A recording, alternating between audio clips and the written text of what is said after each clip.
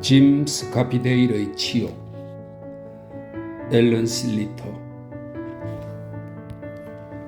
나는 귀가 얇아서 누가 옆에서 뭐라고 하면 잘 믿고 쉽게 흔들리지만 평생 고수할 원칙이 하나 있는데, 길고 장황한 이야기를 늘어놓느라 이 한 몸이 부서지더라도 그게 어떤 원칙인지 밝힐 용의가 있다. 짐 스카피데일.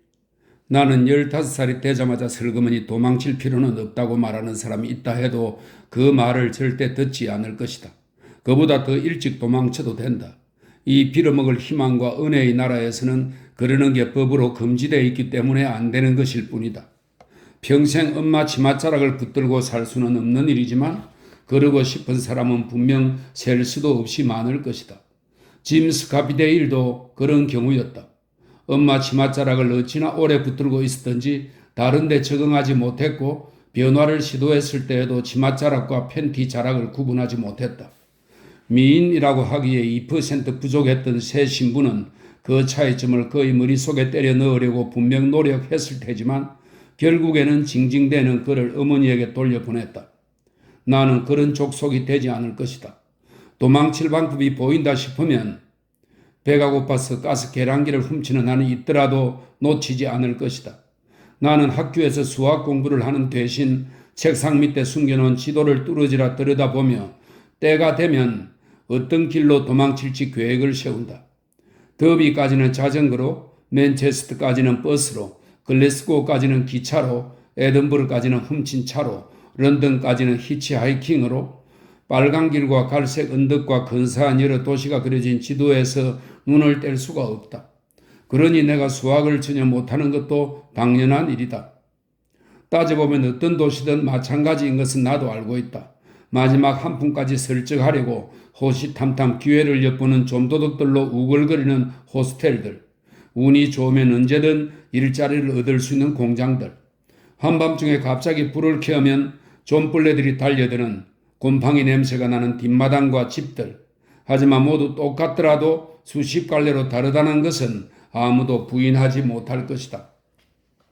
짐 스카피데일은 엄마와 함께 고지대인 우리 동네에서 살았다.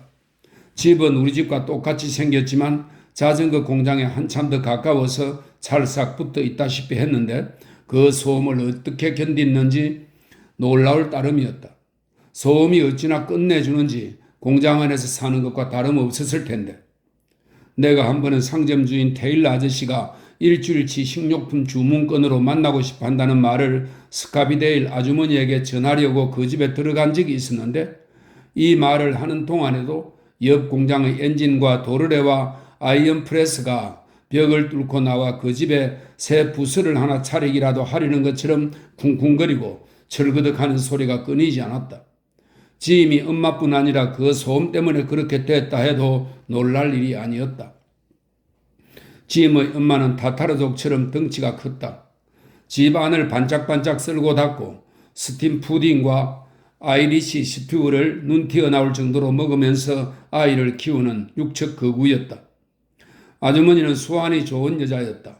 그러니까 원하는 것을 대부분 손에 넣고 자기가 무엇을 원하는지 제대로 아는 여자였다.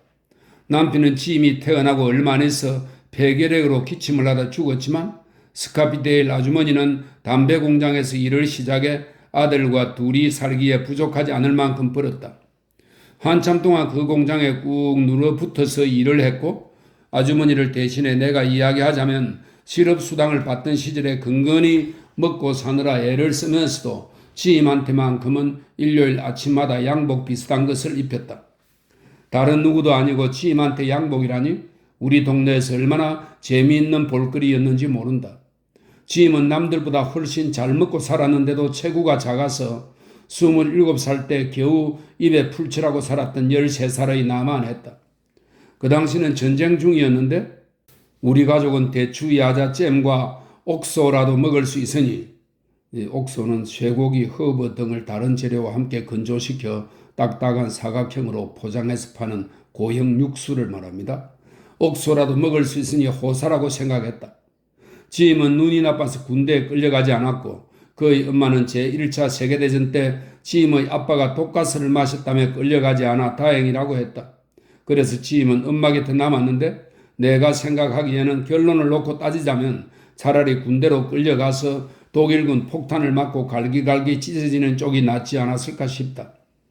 그런데 짐은 전쟁이 시작되고 얼마 안 있어 결혼 소식으로 우리 모두를 깜짝 놀라게 했다. 그가 엄마한테 결혼을 하겠다고 밝혔을 때 어찌나 큰 소동이 벌어졌던지 골목 저 끝에 사는 우리 집까지 다 들릴 정도였다. 스카피데일 아주머니는 엄마한테 아가씨를 보여주지도 않다니 거기에 더 사태를 엉망으로 만들었다고 소리를 질렀다.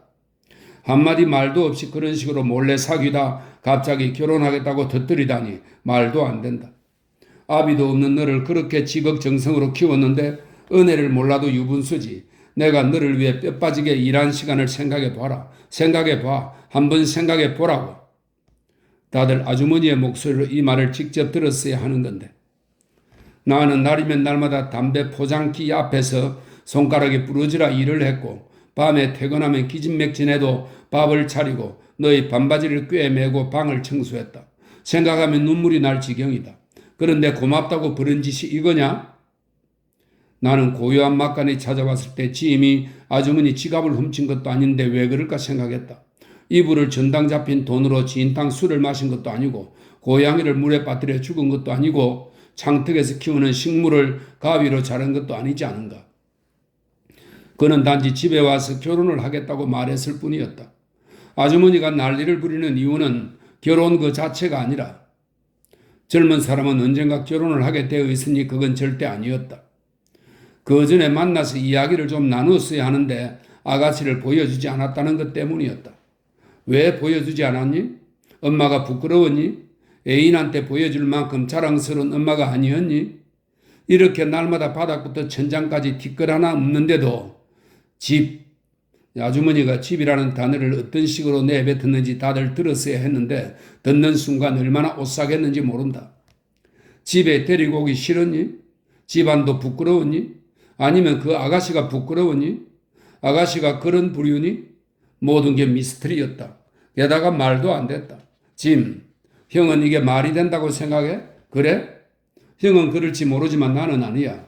그리고 형처럼 생각하는 사람이 또 있을지 모르겠다. 아주머니가 고함을 지르고 식탁을 내리치는 소리가 그치는가 싶더니 눈물바람이 시작됐다. 아주머니는 대성통곡을 했다.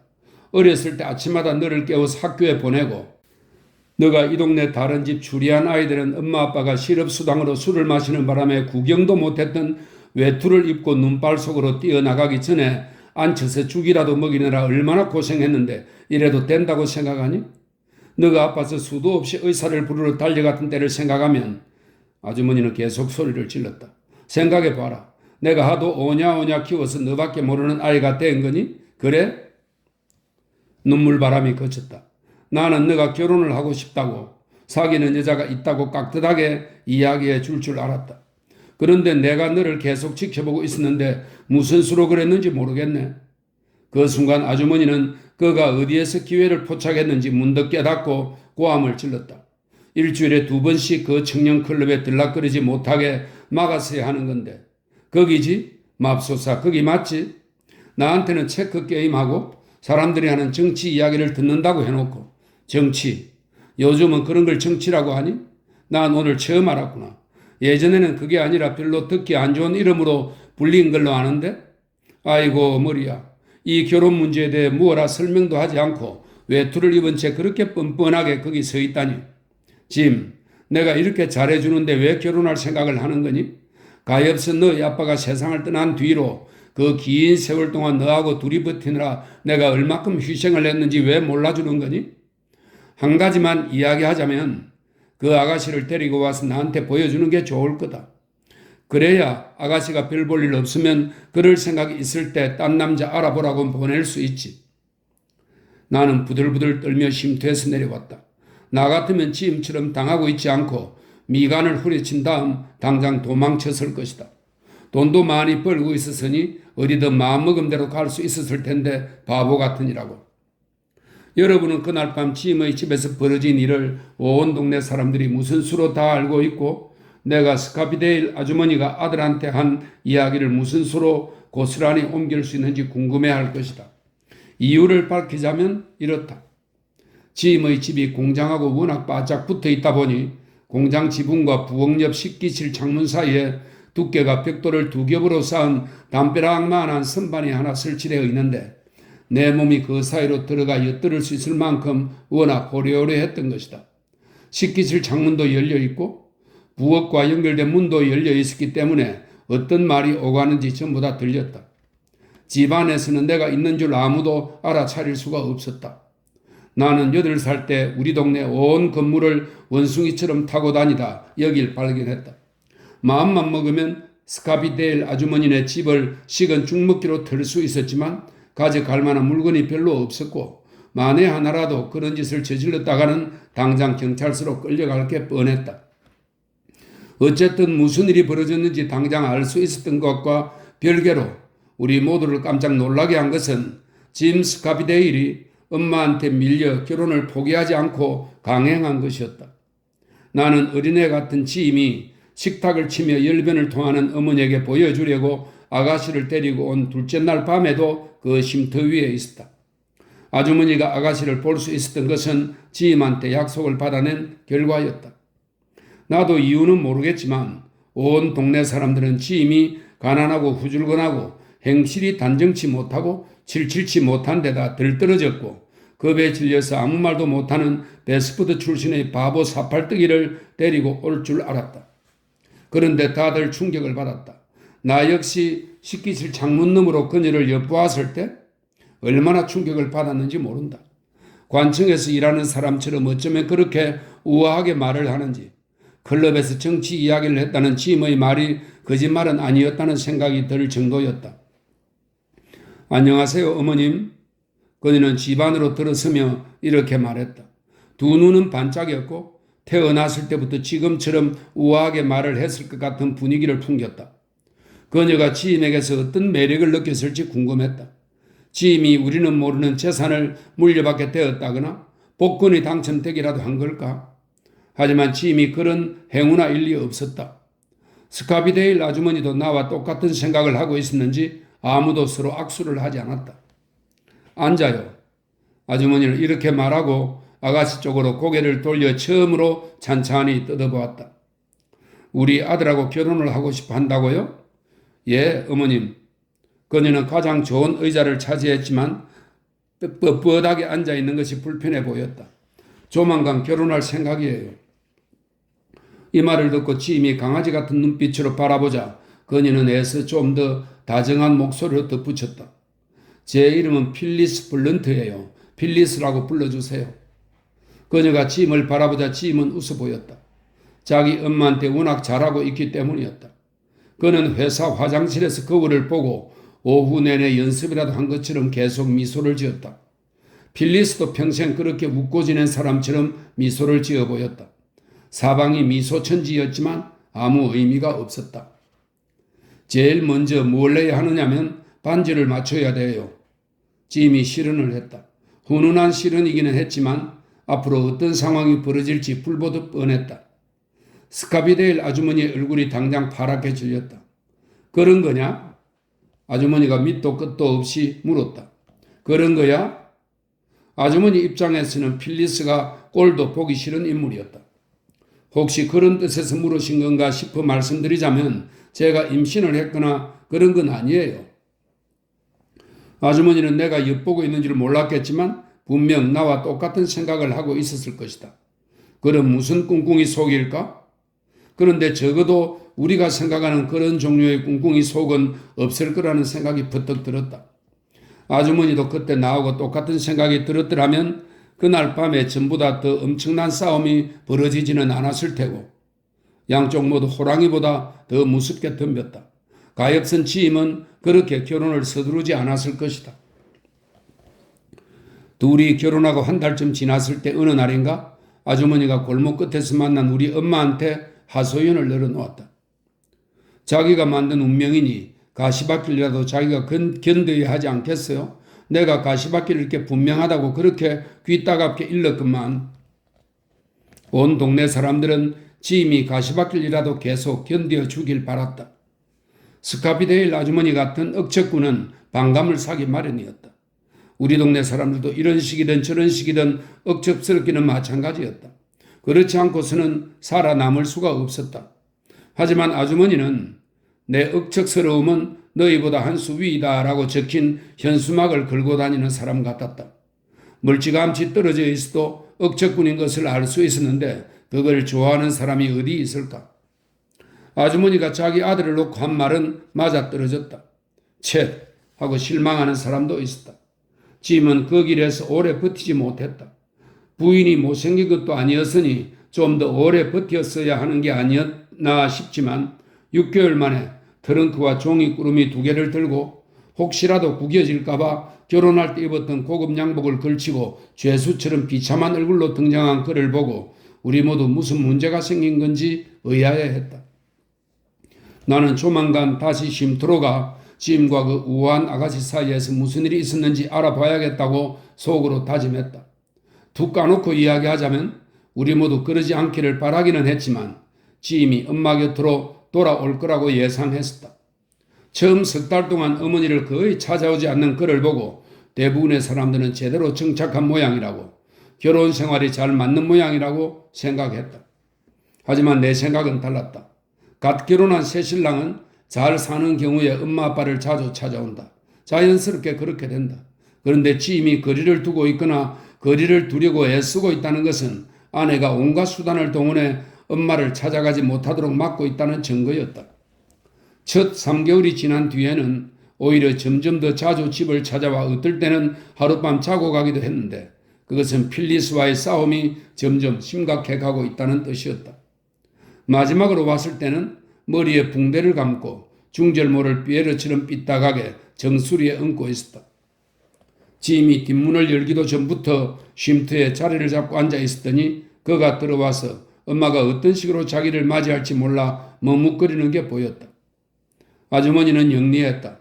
그럴 마음만 있었다면 잔꾀를 써서 결혼을 12번쯤 막을 수 있었을 정도로 영리했다. 아주머니는 그러게 내가 뭘 했니? 내 말 들었으면 아무 일 없었잖아 라고 하지 않았다.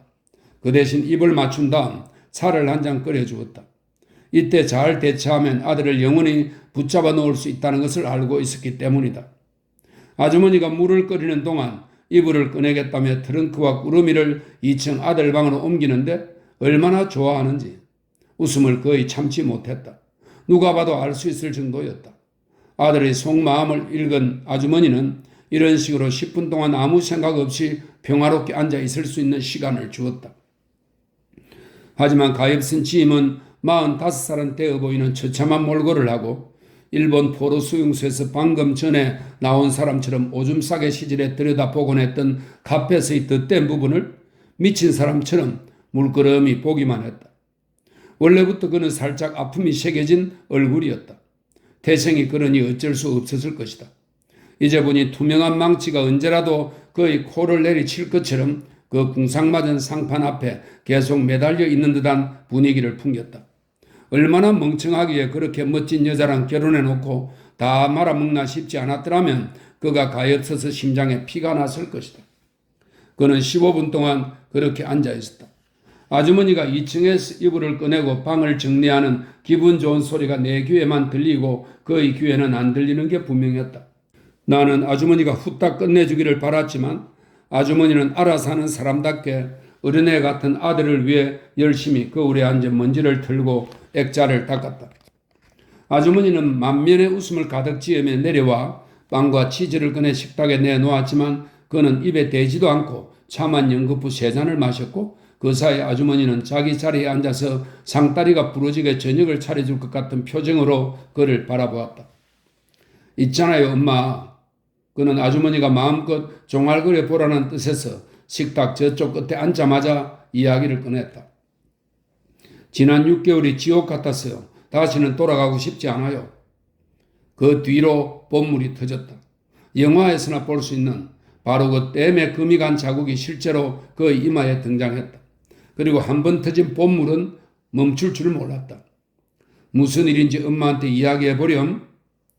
아주머니는 이런 말을 할 필요도 없었다. 그가 어찌나 몸을 부들부들 떠는지 가끔 무슨 말인지 알아듣기 어려울 정도였다. 솔직히 가슴이 너무 아파서 지미한 말을 여기다 옮기지 못하겠다. 그의 이야기를 들으면 들을수록 그가 가엾었다. 엄마, 그는 버터 바른 빵을 차에 적시며 한탄하기 시작했다. 우아한 아내하고 같이 차를 마셨을 때는 분명 할 수 없던 짓이었을 것이다. 그 여자 때문에 얼마나 비참하게 살았는지 몰라요. 집에서 가끔 뼈나 씹는 개신새가 나보다 더 나았을 거예요. 처음에는 괜찮았어요. 그 여자가 나 같은 노동자는 착하고 솔직하고 뭐 그렇다고 생각했거든요. 그걸 책에서 읽었는지 아니면 나하고는 다른 노동자들을 보면서 알게 되었는지 모르겠는데 아마 책에서 읽었을 거예요. 그 집에는 내가 한 번도 들춰보지 않은 책들이 몇 권 있었고 그 여자한테서 다른 남자 이야기는 들은 적이 없거든요. 그 여자는 나처럼 두 손으로 먹고 사는 남자와 결혼해서 같이 살 수 있다니 기쁘다고 했어요. 생각해보면 힘든 육체 노동에 재주가 있는 사람이 많지 않거든요. 그 여자는 성공하고 싶어서 상사 주변이나 맴도는 사무직하고 결혼했더라면 죽어버렸을 거라고 했어요. 나는 그렇게 달콤한 말들을 들으면서 솔직히 우리가 잘 살 수 있을 거라고 생각했어요. 그물 공장이 더 근사하게 느껴졌고 이 기계에서 저 기계로 이 보빈은 실이나 철사를 감는 데 쓰는 통 모양의 실패를 말합니다. 이 기계에서 저 기계로 보빈을 나르는 것도 나쁘지 않았어요. 그 여자랑 함께 있어서 행복했고 그 여자도 나랑 함께 있어서 행복할 거라고 생각했죠.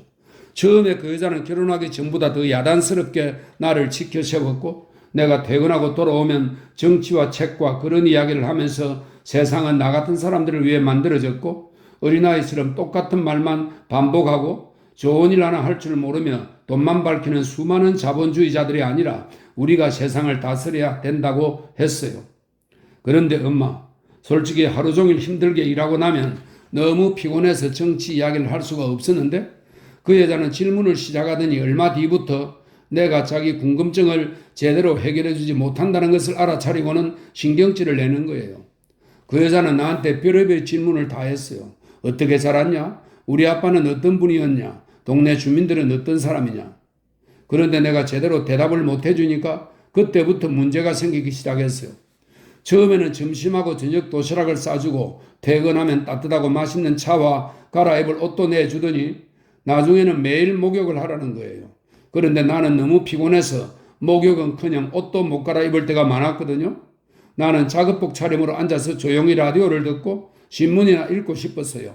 그런데 한 번은 신문을 읽고 있는데 그 여자가 축구 결과에서 눈을 뗄 줄 모른다며 노발대발 하더니 신문 아래쪽에 불을 지르지 않았겠어요? 나는 불길이 그의 얼굴에 닿을 때까지 모르고 있다가 얼마나 놀랐는지 몰라요. 그때까지만 해도 우리가 행복하게 잘 살고 있는 줄 알았거든요. 그리고 그 여자도 장난이었다고 하면서 나가서 다른 신문을 사다 주기까지 했으니 나도 괜찮다고 위험한 장난이었다고 생각했죠. 그런데 얼마 안 해서 라디오로 경마를 듣는데 그 여자가 시끄러워서 못 살겠다고 좀 더 고급스러운 걸 들으면 안 되느냐 하면서 플러그를 뽑더니 다시 꽂지를 못하게 하는 거예요. 그 여자도 처음엔 엄마처럼 나를 알뜰히 보살펴 줬지만 점점 실증이 나니까 하루 종일 책만 읽기 시작했고 파김치가 된 몸을 이끌고 퇴근해보면 식탁 위에 차는커녕 담배 한 갑이랑 사탕 한 봉지밖에 없더라고요. 처음에는 그렇게 사랑스럽더니 갈수록 냉소적으로 변했고 내 꼴을 보기도 싫다는 거예요.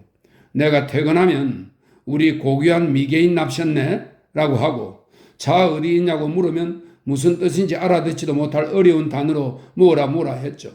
직접 끓여 마셔 이러더니 하루는 내가 식탁에 있는 자기 사탕을 하나 집으니까 나한테 부지깽이를 던졌어요.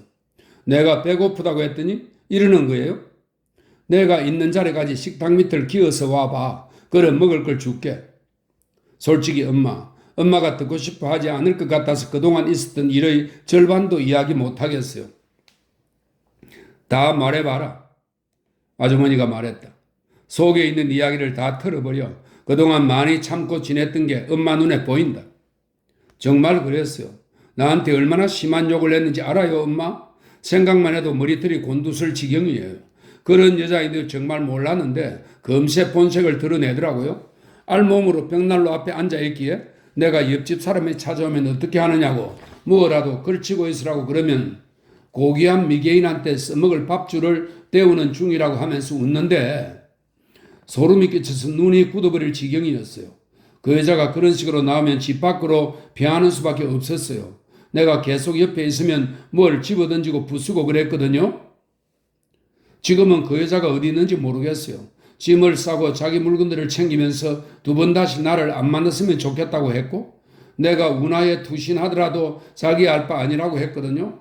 런던에 가서 진짜 인생을 즐겨보고 싶다고 입만 열면 떠들어댔으니 거기 갔을 거예요.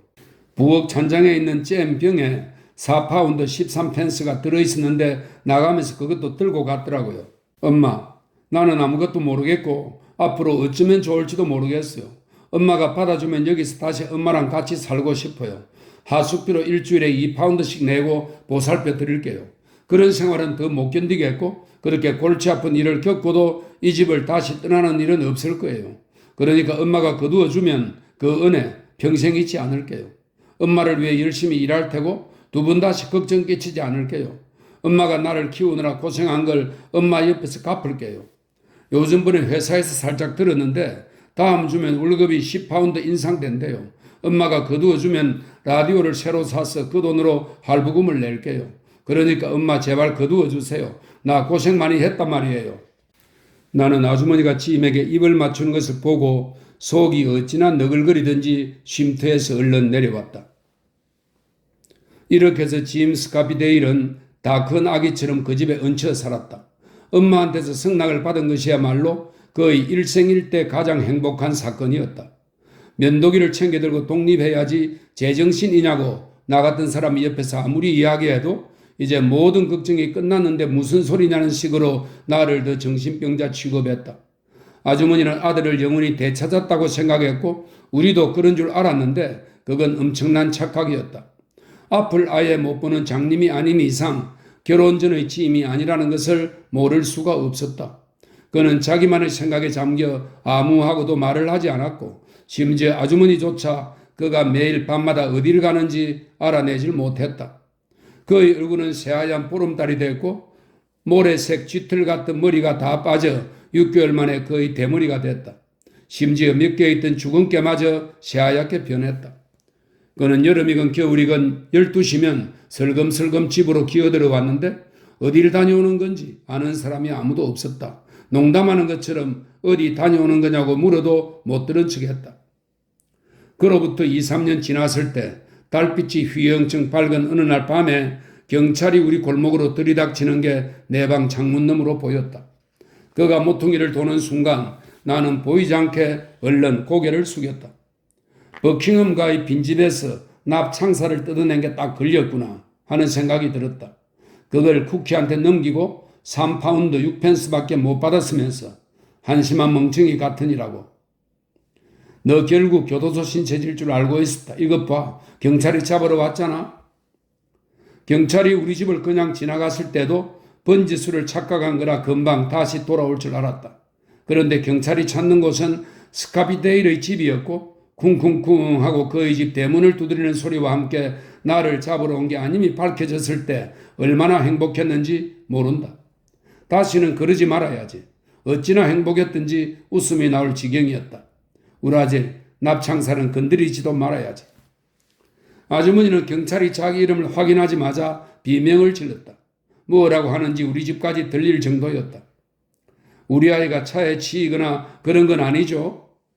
그 뒤로 잠잠한가 싶더니 잠시 후 아주머니가 경찰과 함께 집을 나섰다. 가스등에 비친 얼굴을 보니 화강암처럼 딱딱하게 굳어 있는 것이 옆에서 누가 뭐라고 속삭이기만 해도 쓰러져 죽겠다 싶었다. 경찰이 옆에서 팔을 붙잡고 부축해야 했다.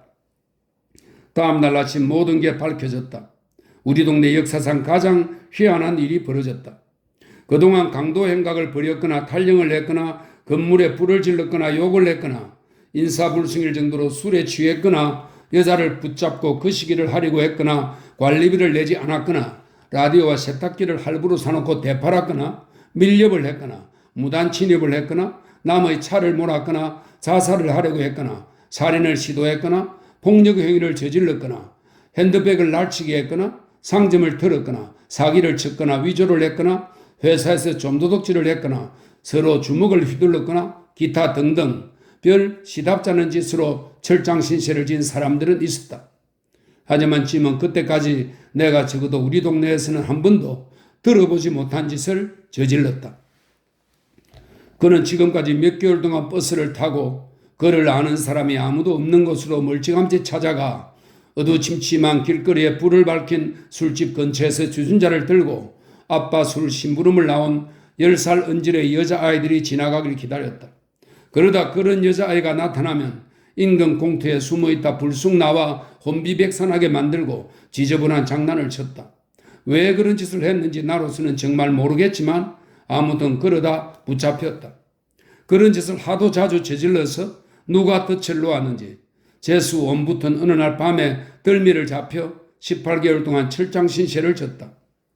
판사가 뭐라고 혼을 냈는지 다들 들었어야 하는 건데 그보다 더한 짓을 저지른 판사들도 수두룩할 텐데 가엾은 지임은 민망해서 어쩔 줄 몰라 했을 것이다. 아무튼 판사는 이렇게 말했다. 피고를 교도소에 수감하는 이유는 여자아이들을 위해서이기도 하지만 피고를 위해서이기도 하다. 시민들은 피고처럼 지저분한 족속으로부터 보호받을 권리가 있다. 그 일이 있고 우리 동네에서는 두 번 다시 그를 보지 못했다. 출소할 무렵 아주머니가 더비에 새 집과 일자리를 얻었기 때문인데 아무도 모르는 데서 새 출발을 하고 싶었던 모양이다. 내가 기억하기로 우리 동네에서 모든 신문에 대문짝만하게 소개된 사람은 짐밖에 없고 짐이 그렇게 될 줄 알았던 사람은 아무도 없었다. 내가 생각하기에 그런 일로 신문에 실린 것은 살짝 반칙에 가까운 게 아닌가 싶다. 내가 짐처럼 오래 엄마 치맛자락을 붙들고 있으면 안 된다고 하는 이유가 그 때문이다.